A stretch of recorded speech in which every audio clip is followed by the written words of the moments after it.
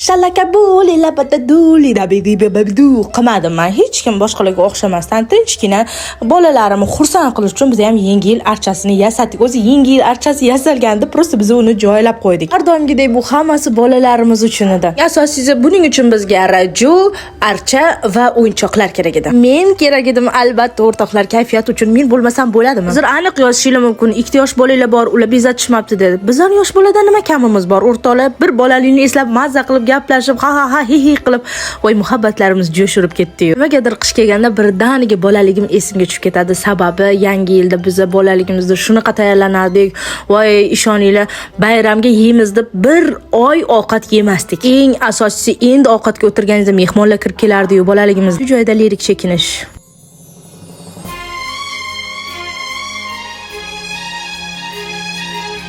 Biz bu yerda romantika qilgunimizcha Korzinka Go'dan bizning buyurtmalarimiz kelibdi. Boshdagi 3 ta buyurtmangizga albatta chegirmalar bor. O'zi Korzinka Go'da har doim aksiya bo'ladi. Ham vaqtingizni, ham naqdingizni tejaydigan eng zo'r ilova bu Korzinka Go. Uyda o'tirgan holatingizda eshigingizni tegigacha sizga har qanaqangi ob-havo sharoitida iliq va chiroyli muomala bilan Korzinka Go uyingizga kirib keladi. Albatta men ham chegirmalardan quruq qolmay deb uyga ancha buyurtma buyurtma qildim. Yana eng asosiysi bolajonlarimizni xursand qilish uchun sovg'alarimiz ham tayyor. Faqat buni hali bolajonlarim ko'rmaydi. Yaxshi ham ularning Instagram yo'q. Nima deb o'ylaysizlar? Bolalarimga bu sovg'alar yoqadimi? Qancha archa sizga yoqdimi?